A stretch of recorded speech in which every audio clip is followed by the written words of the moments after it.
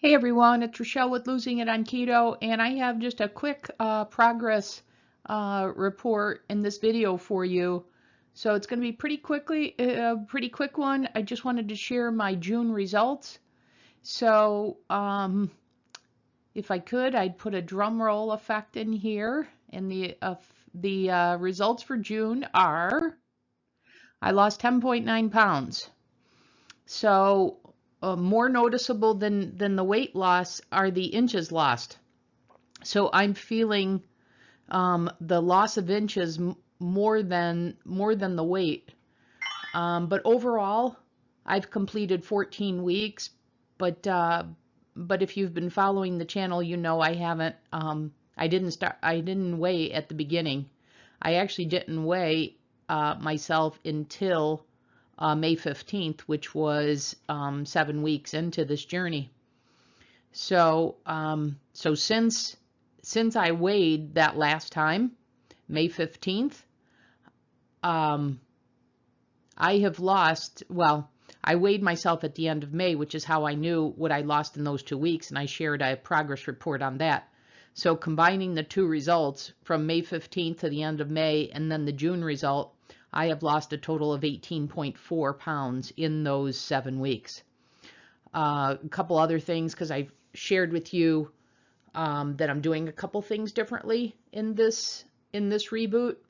And I recently, a couple weeks ago, I stopped resistance training because I found there were a couple things. I found that my hunger was going up, and then my doctor said my knees weren't liking the squats that I was doing, which would have meant I would have to go to the gym to get my workout in. And my doctor also has me doing bands for my upper body because I'm trying to avoid shoulder surgery. So right now I'm just, for the combination of those two reasons, the gym isn't conducive to the type of workout I need to do as it relates to the bands. And then just finding my hunger was increased, and I mentioned in a previous video I'm doing this instinctively. So anyways, that all resulted in suspending the resistance training and keeping to my 5 days a week of walking, which is about 90 minutes to a 2-hour walk. So it's quite a workout. And then I golf on the weekends. So just a couple other things I wanted to highlight.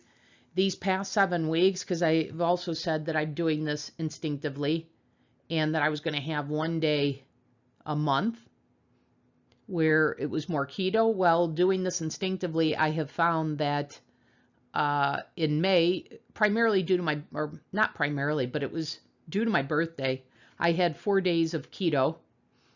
And then in June, once again, just following this instinctively and providing my body what I feel like it needs.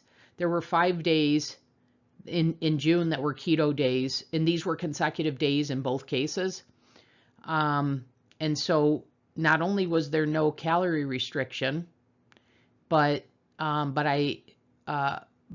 it was also a little bit above my resting metabolism. So it was 2,000, 2,400 calories on those days, and you see the weight loss.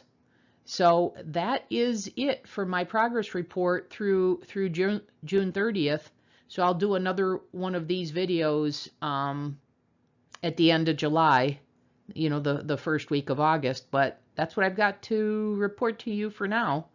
And you'll see me in the other recipe videos and meal planning videos, etc. But the last thing I want to highlight is, if you're wondering, I've shared a couple of the meal plans that I'm doing, but I do want to emphasize that the recipe videos that I make, those aren't just for making videos on the channel. I incorporate those into my protein sparing way of eating. So those are absolutely included in the meal plans that I'm having that make up this weight loss. So I did want to make sure that I emphasize that. So I put a lot of effort and research into making recipes that fit this protocol. and then I fit them into my way of eating. They're not just something I do because I need recipe ideas for the channel or anything.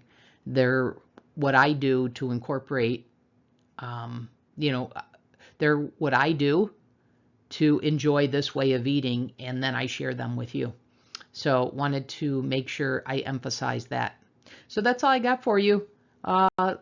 Like I said, look for me in more recipe videos. I've got a bunch posted for the month of July, and then you'll see another progress report like this the first week of August.